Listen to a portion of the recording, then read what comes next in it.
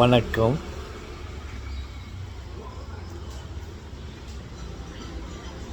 அதுதான் முதல் எழுத்து. வணக்கம்.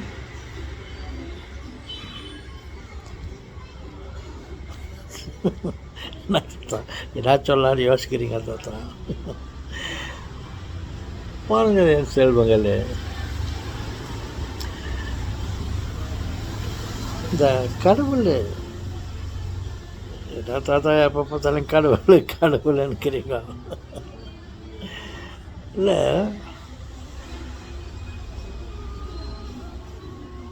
என்னை பாருங்கள்.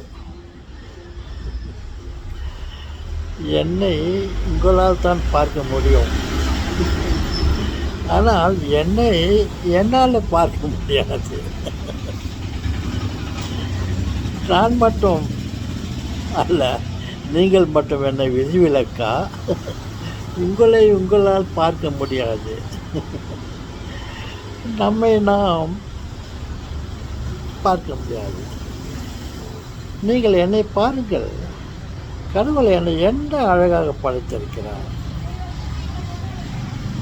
மூக்கும் ஒளியும், காதும், கண்ணும், வாயும், உடம்பும், தலையும், கை கால்களும், உடலுக்குள்ளே அத்தனை உடல் உறுப்புகளும், இரத்தமும் தண்ணீரும், எலும்பும் சதையும், நரம்பும், முடியும், மயிர், தமிழில் மயிர். நான் மரியாதை குறைவாக எதுவும் பேசுவதாக நினைக்க வேண்டாம். ஒரு காலத்திலே மயிர் என்றது சொன்னால் அது ஒரு பெரிய கெட்ட வார்த்தையாக நான் கருதிய காலமும் உண்டு. ஒரு முறை நான் ஒரு நல்ல இன்ஸ்டிடியூட், ஒரு நல்ல இடத்தில், மேன்மையான இடத்தில் படித்து கொண்டிருந்தேன். அப்படி இப்படி இல்லை, ஒரு மேன்மையான பள்ளிக்கூடத்தில் படித்து கொண்டிருந்தேன். செயின்ட் டான் பாஸ்கோ அவருடைய ஸ்டூடெண்ட் செயின்ட் டொமினிக் சாவியோ அவருடைய இல்லத்தில் நான் இருந்து கொண்டு படித்து கொண்டிருந்தேன். அவரும் என்னை போலத்தான் ஒரு சின்ன தப்பு செய்தால் கூட அது பெரிய பாவமாக நினச்சிருப்பார்.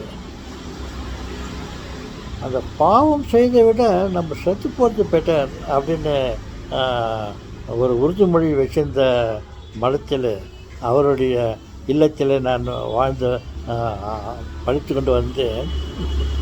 அதே இடத்துல ஒரு முறை மாலை நேரம், பால் குடிக்கும் நேரம், பள்ளிக்கூடம் முடிந்து விட்டது, விளையாட போவதற்காக நாங்கள் எல்லாம் காத்து கொண்டு இருக்கிறோம். அதற்கு மத்தியில் தேநீர். நாங்கள் களைப்பாக ஆவதற்கு முன்னவே தேநீர் விருந்து கொடுப்பார்கள். அப்போது எங்களுக்கு பால் கொடுத்தார்கள், குடிப்பதற்கு பால் கொடுத்தார்கள். அந்த பாலிலே நான் நினைத்து கொண்டிருந்தேன் நல்லவா கெட்ட வார்த்தை, மயிர். இப்போ தான் முடி, அப்போது மயிர். அந்த மயிர் என்றால் ஒரு கெட்ட வார்த்தையாக நினைத்து கொண்டிருந்தேன். அப்போது அந்த பாலில் ஒரு முடி விழுந்துட்டு இருந்தது. அப்போ நான் இந்த பாலில் மயிர் சொல்லுவாங்க, கெட்ட வார்த்தை, அது ஊழ்ந்துட்டு இருக்குது பாலில், அதை எப்படி நம்ம குடிக்கிறது அப்படின்னு சொல்லிட்டு நான் தயங்கின்னு இருந்தேன். அப்போது ஒரு குருவானவர் ஏடா பால் குடிக்கல, ஏன் வெயிட் பண்ணிருக்கிற, என்ன பார்த்துருக்குற அப்படின்னு கேட்டார். நான் பேசாமல் இருக்கேன். சொல்கிறான், ஏன் பால் குடிக்காமல் இருக்கிறேன்னு. அப்போ நான் சொன்னேன், ஃபாதர், இந்த பாலில் கெட்ட வார்த்தை வந்துட்டுருக்குது. அதான் கெட்ட வார்த்தைனாக்கா பேய், கெட்ட வார்த்தைனாக்கா கெட்ட வார்த்தை இல்லையா, அது கெட்ட வார்த்தை வந்துட்டுருக்குது பாலில் சொன்னேன். என்னடா கெட்ட வார்த்தை வந்துருக்குது, காட்டன் செட்டு உள்ள பார்த்தா ஒரு மூடி இருந்துச்சு. அவர் சிரிச்சார். சிரிச்சிட்டு கை விட்டார், முடியை எடுத்து போட்டுட்டு குடிப்பா அப்படின்னு சொன்னார். அந்த மாதிரி இத்தனை உறுப்புகளில் அந்த அந்த கெட்ட வார்த்தையும் வந்து படிச்சுக்கிறாரு. இதையெல்லாம் படித்துக்கிறாரு சொல்லிட்டு அவருடைய படைப்பை பற்றி நான் யோசித்து கொண்டிருந்தேன். காது என்றால் வெறும் காது இல்லை, அதில் பல இசைகளை, பல நற்செய்திகளை கேட்க அந்த காதை படுத்திருக்கிறார். நல்ல பொருட்களை, நல்ல பொருட்கள். கண், அது உலகத்தில் உள்ள அத்தனை படைப்புகளையும் பார்ப்பதற்கு, பார்த்து ரசிப்பதற்கு கண்ணை கொடுத்திருக்கிறார். மூக்கை பாருங்கள், நுகர்வதற்கு, பல நல்ல நறுமணங்களை உணர்ந்து அனுபவிப்பதற்கு மூக்கை படுத்திருக்கிறார். அது கீழே மீசையா? மீசை வேண்டாம், கீழே வாய் பாருங்கள், நாக்கை படைத்திருக்கிறார். அந்த வாய்க்குள்ளே எத்தனை படைப்புகள், பல் இருக்கிறது, நாக்கு இருக்கிறது, அதுக்கு மதியில் இன்னொரு நாக்கு இருக்குது, உள்நாக்கு. அது பர்மிஷன் இல்லாமல் எதுவும் உள்ளே போகக்கூடாது. வாட்ச்மேன் அதை படைத்திருக்கிறார். பற்களை படைத்திருக்கிறார். அனைத்து உணவுப் பொருட்களையும் கடித்து தூளாக பண்ணி சாப்பிடுவதற்கு, அதைகளை ருசி பார்ப்பதற்கு நாவு, பலவிதமான சுவைகளை சுவைப்பதற்கு நாக்கை படைத்திருக்கிறார். நல்ல விஷயங்களை பேசுவதற்கு நாக்கை படைத்திருக்கிறார். வாய்ங்க உதிர பாருங்கள், அந்த வாய்க்குள்ளே ஏதோ போய்விடாமல் இருக்க அந்த உதிரத்தை படைத்திருக்கிறார். கண்ணை படைத்ததோடு கண் இமைகளை படைத்திருக்கிறார். அந்த கண்ணுக்கு ஏதாவது ஒரு இடைஞ்சல் வந்தால் உடனே கண்ணை மூடிக்கொள்வதற்காக கண் ரப்பைகளை படைத்திருக்கிறார். இந்த மொத்தத்தில் அதுக்குள்ளே ஒரு மூளையை படைத்திருக்கிறார். அந்த மூளைக்குள்ளே சிந்தனை, யோசனை, ஒரு கண்ட்ரோல் ரூம் படைத்திருக்கிறார். உடம்பை பாருங்கள், கை கால் திடமான உடம்பு, கைகள் ஒன்று அல்ல 2 கைகள்.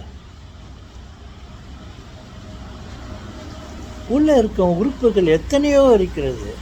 நமக்கு தெரிந்தது வயிறு, ஹார்ட்டு, லங்ஸு, கிட்னி, பட்னி, சட்னி, இந்த மாதிரி. அது கீழே அதற்குள்ளே எத்தனை விதமான பயன்பாடுகளை வைத்திருக்கிறார். கீழே காலில் இருக்குது, நகம் இருக்குது, விரல்கள் இருக்கிறது. சொன்னால் கணக்கில் இருக்காது, இருக்கிற முடிய கூட எண்ணி பார்க்க முடியாது. அந்த அளவுக்கு கடவுள் படைத்திருக்கிறார் படைப்புகளை. இவைகளை எல்லாம் நான் பார்த்து ரசித்து கொண்டு அமர்ந்து கொண்டு இருக்கிறேன். ஒன்றா இரண்டா எடுத்து சொல்ல, என் எதிரில் இருப்பவைகள் அனைத்தையும் ஆண்டவனுடைய படைப்புகள். பாருங்கள், எத்தனை விதமான மரம்,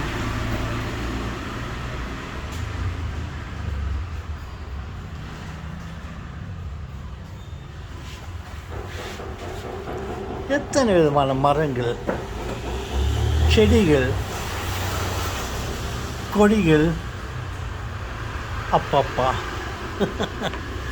பூமிக்கு மேலே தான் இப்படி என்றால், பூமிக்கு மேலே ஆகாயம், ஆகாயத்திலே அத்தனையும் நட்சத்திரங்கள், சூரியன், சந்திரன். மொத்தத்தில் பார்த்தால் அத்தனையும் அணுக்களால் பல சாகப்பட்டவைகளாக இருக்கிறது. அணுக்கள். தாத்தா, நீங்கள் சொல்கிறது எவ்வளோ புதுமையாக தெரியுது தாத்தா. இதுகளெல்லாம் கடவுள் பண்ணிக்கிறார் பார்த்தா. நீங்கள் சும்மா இல்லை தாத்தா, நீங்கள் யோசிக்கிறதுலாம் ஏதோ ஒன்றும் இல்லாத தாத்தா உக்காந்து யோசிச்சு பேசியிருக்காருன்னு பார்த்தா நீங்கள் சொல்கிறதெல்லாம் யோசிக்க வேண்டியதாகுது தாத்தா.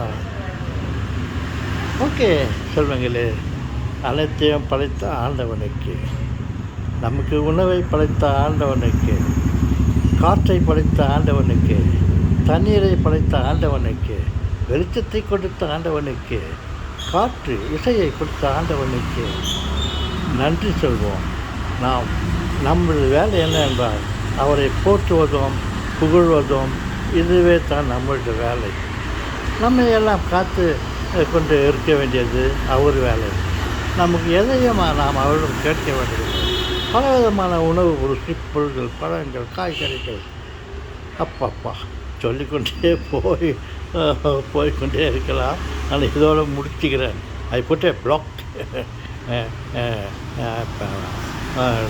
லாக் பண்ணிடுறேன். ஓகே, வணக்கம் சொல்லுங்களே.